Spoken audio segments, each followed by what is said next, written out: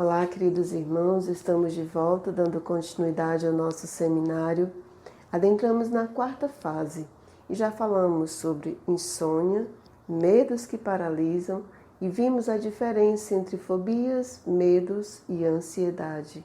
Especificamente, hoje falaremos sobre fobias. Em nome do Pai, do Filho e do Espírito Santo. Amém.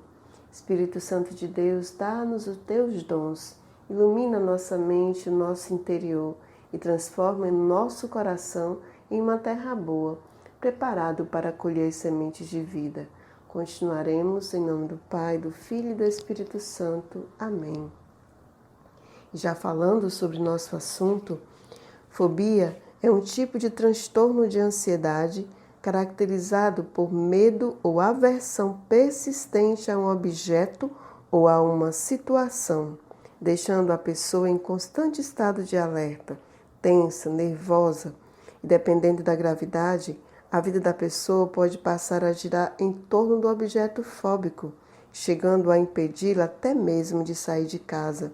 E isso por causa do desejo desesperado de fugir ou evitar a situação ou objeto que lhe gera pânico.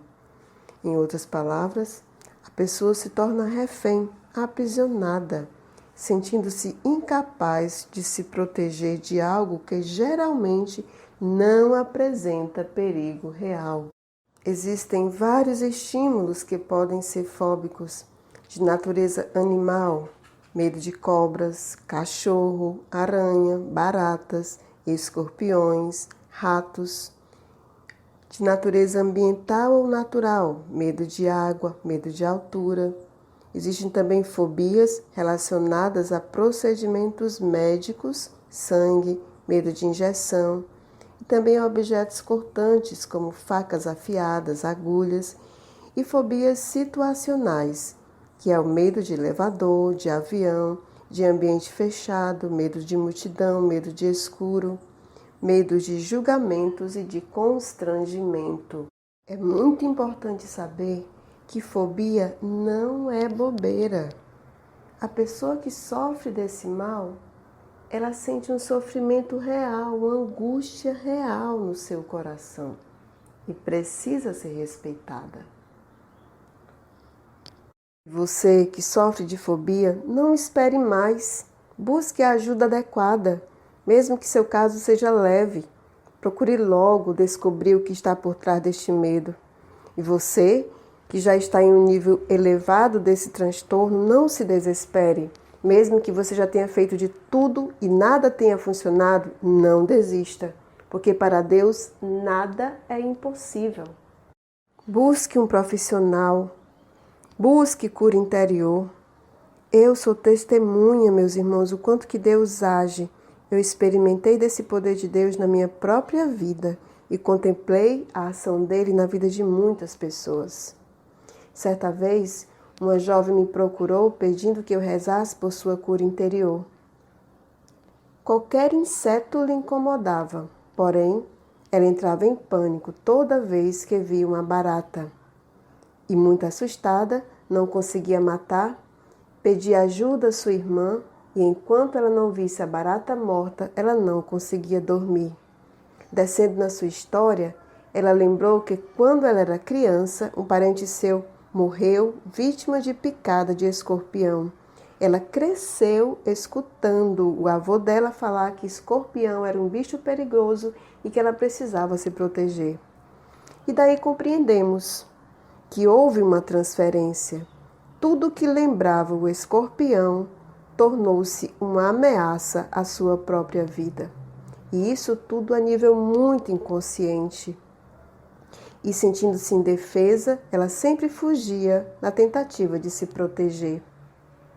E aí, rezando por ela, clamando ao Senhor, percebemos a grande luz de Deus que entrava, que invadia a sua alma.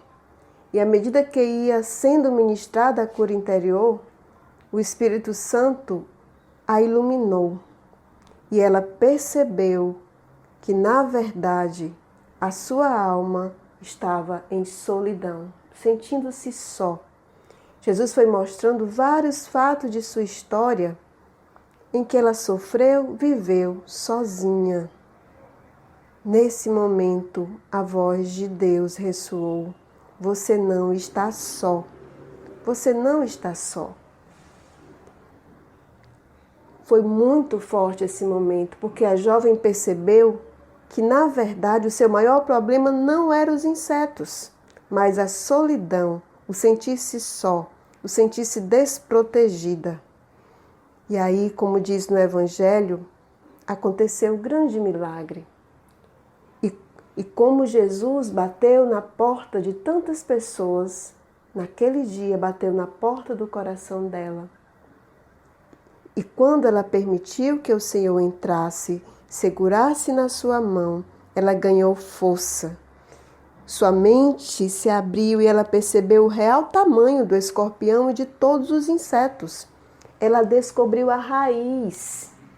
A raiz, precisamos descobrir a raiz dos nossos problemas, da nossa ansiedade, dos nossos medos, da nossa fobia, da nossa depressão e de tantas outras coisas, para que assim a gente possa usar a arma adequada, colocar o remédio certo. E foi muito interessante, eu fiquei muito feliz porque ela me testemunhou que naquele mesmo dia ela se encontrou com a bendita barata, mas ela conseguiu matar.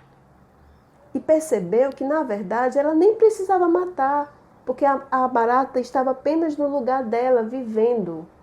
Mas na mente da pessoa que sofre de fobia, é como se aquele inseto, aquela situação, aquele objeto, fosse como que uma ameaça. Em outras palavras, como se aquela situação vivesse para atormentá-la, para ameaçá-la, para agredi-la.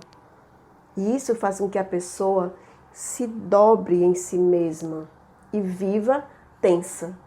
E Jesus é esse que vem nos distensionar, gerar paz no nosso coração, nos erguer, nos põe de pé. E assim como Jesus ergueu aquela jovem e mostrou que aquela situação não era nada diante dele, hoje também ele vem ao nosso encontro.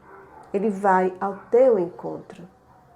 E seja qual for a situação que você vive, seja profissional, familiar, emocional, meus irmãos, creia. Creia. Nada é impossível para Deus. Deus te abençoe.